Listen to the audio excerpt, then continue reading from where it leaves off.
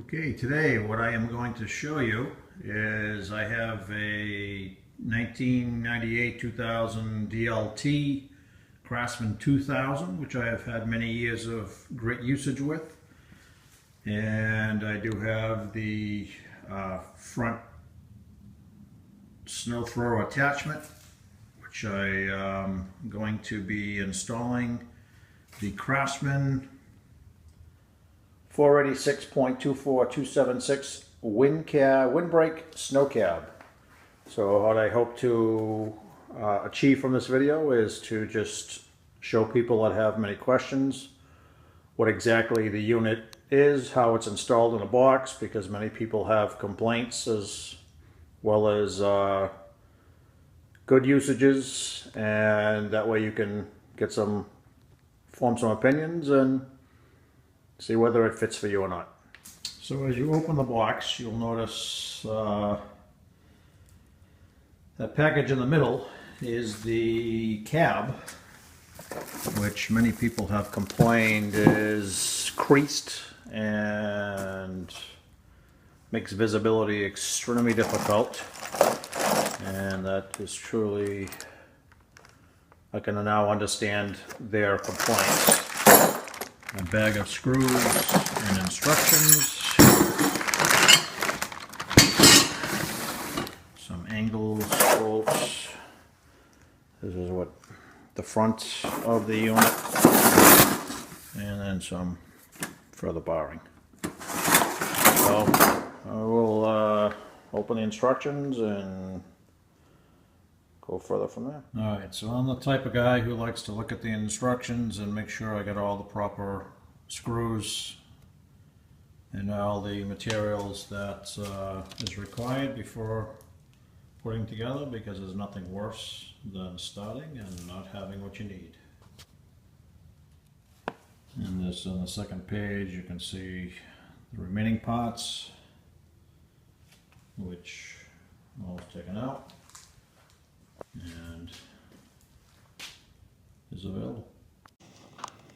Alright, so based on the instructions, basically you have, as all Craftsman universal stuff, you have decks that have the mower deck suspension bracket singles as well as doubles.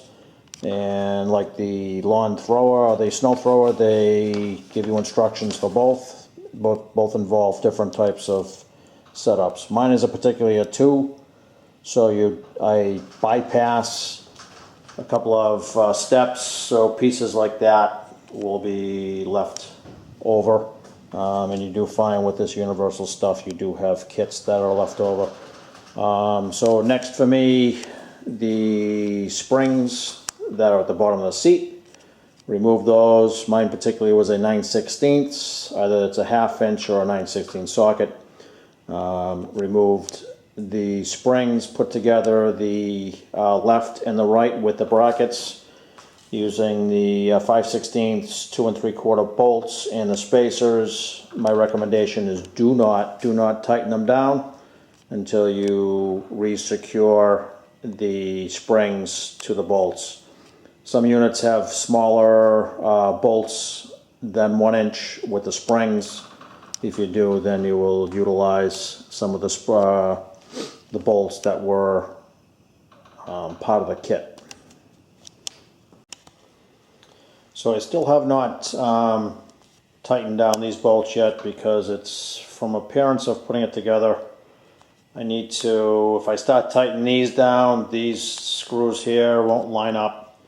And next I need to install these poles that go up the side and will support the back of the unit. So I'm just going to put that together and then come on right back. So as you can see, still have not tightened those down. I've put the supports on here, which will go up. They go on with the handle screw-on type devices there. So I'm assuming at the end of the season those come off, and then what left remain is that the bar on the back of the seat. The seat does go down. Springs are attached. And I'm gonna now tighten these screws up and see how things line up. Alright, so as you see here, kind of got things coming together. So the supports we have tightened onto the springs. I'm debating whether the screws are long enough because let me tell you, it is one wiggly loose thing. Kind of looking from afar here, it looks uneven, but you end up putting the support bars right here on both sides, putting on those adapters, which makes it so I'm assuming you can take it off in the winter time, summertime. As you can see, the top pieces here, that bar goes into this. I would suggest putting the outer perimeter together, putting the bolts, the 1/4 inch, with 7/16 screw head and bolt head, putting that together and then fitting in the overhead bar supports. Again, do not bend these too much. As you can see from the back one, that's not a good outcome. Next is we will place this, which is the front support, goes up into there, down there. It doesn't screw onto anything, so it's kind of interesting on the situation, but I'm going to pause this and we'll get back to you. Alright, this is the crazy part of this. So this goes up into here. You got to kind of come forward with it, hook them up into there, and then come down. Well, as you look at it, this is supposed to go here, and it's probably 3 inches off. And if you push down, yeah, it goes there, but nothing holds it there. And then when you come down with the hood,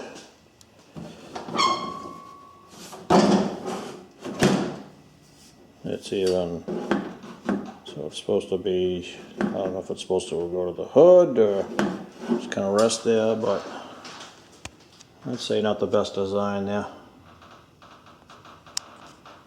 But for the $178 of this wonder, we shall continue. Alright, I would have to say if I saw somebody with a video with this, installing this, I would not have purchased it.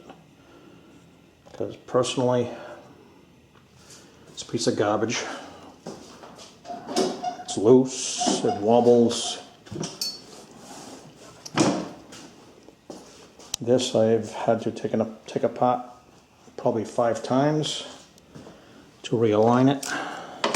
I had to go out and buy new screws, 3/8 by 1.5 inch to fit in there.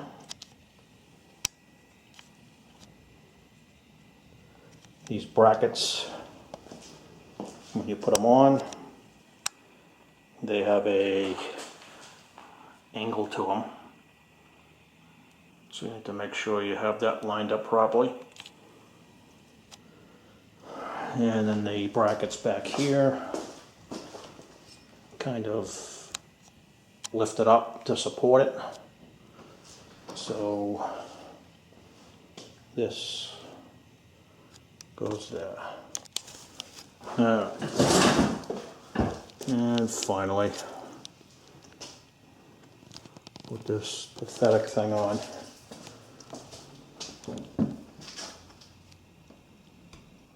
Just the root roof supports. Kind of goes in, tucks under the hood. Have the openings for the to lift up and down, but I have added a linear actuator for my lift up and down, which I may do another video on, maybe not. The back, as you see, is completely open, so we're going to have to figure out some way to adapt to that. And when you look inside of here, kind of, there's only two clips, one right there and one down by the foot, again down by this foot. Oops, sorry about that. This is my hydraulic brake and gas, which is completely in my way, so I'm going to have to finagle that. The opening for the turning and trajectory of the chute is right there, and up in here it looks like this is probably like a little vent for fumes or something. I don't know what it is. It's pretty pathetic, but I will show you a picture of me freezing my buttocks off last winter, and that won't be this winter.